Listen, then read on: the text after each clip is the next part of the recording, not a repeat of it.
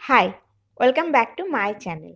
আবার একটা নতুন ভিডিওতে তোমাদেরকে স্বাগত জানালাম। এটা ছিল আমাদের হরিদ্বারে দ্বিতীয় দিন, আর আমরা যাচ্ছিলাম ঋষিকেশ। আর তোমাদের বলে রাখি, আমি অনেক পাহাড় ঘুরেছি, কিন্তু আমার একটা সমস্যা আছে। পাহাড়ে যেদিন আমি প্রথম উঠতে শুরু করি সেদিন আমার একটু গাটা গোলায়, ওই জন্য কথা বলতে ইচ্ছা করে না। নীলকণ্ঠ মহাদেবের মন্দিরে যেহেতু ক্যামেরা অ্যালাউ ছিল না, তাই বিশেষ কিছু তোমাদেরকে দেখাতে পারিনি। তো সেখান থেকে আমরা চলে আসি ঋষিকেশ। ঋষিকেশের এটা হচ্ছে গীতা ভবন, এটাও একটা ঘাট। এটা বেশ বড় ঘাট।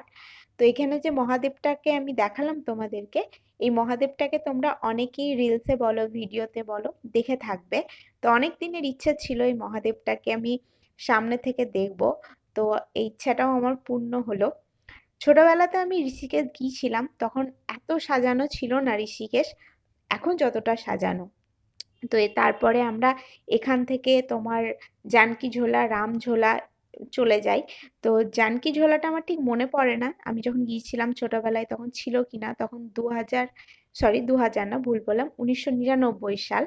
আর 2004 সালে আমি বদ্রীনাথ দর্শন করেছি। তো জানকী ঝোলার কথাটা আমার ঠিক মনে নেই তখন ছিল কি না। তবে রাম ঝোলাটা ছিল, এটুকু আমার মনে আছে, কারণ রাম ঝোলায় আমার মায়ের কোলে চেপে একটা ছবি আছে। তো লক্ষ্মণ ঝোলা যেটা, সেটা আমরা যাইনি, ছোটবেলায় আমি দেখেছিলাম।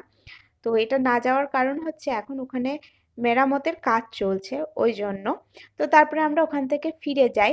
আর ওখানে আশ্চর্য একটা ঘটনা কি, আমাদের এইদিকে যেমন মুরগি চড়ে বেড়ায়, ওদের ওখানে সেরকম ময়ূর চড়ে বেড়ায়। মানে এমন ভাবে ময়ূরগুলো চড়ছে মনে হচ্ছে যেন মুরগি। মনে হয় এত ময়ূর থাকার কারণে এই জায়গাটা, মানে শিবের মন্দিরটার নাম নীলকণ্ঠ। তো তারপরে আমরা হরিদ্বার চলে আসি সন্ধ্যেই সন্ধ্যেই। তো ওখানে গঙ্গা আরতি দেখি।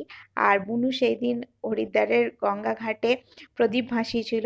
এটাও আমি ছোটবেলায় করেছি, ওই জন্য আর আমি আর করিনি, বুনুকে বললাম যে তুই ভাসা। আর সেই দিন লক্ষ্মী পুজোর আগের দিন ছিল, পূর্ণিমা লেগে গিয়েছিল বলে ঘাটে প্রচুর ভিড় ছিল। আর রাত্রের বেলায় তো প্রচুর মানুষ দেখছি গঙ্গার ঘাটে স্নান করছে। তো জল মানে বরফের মতন ঠান্ডা, কি বলবো। তো আজকের মতন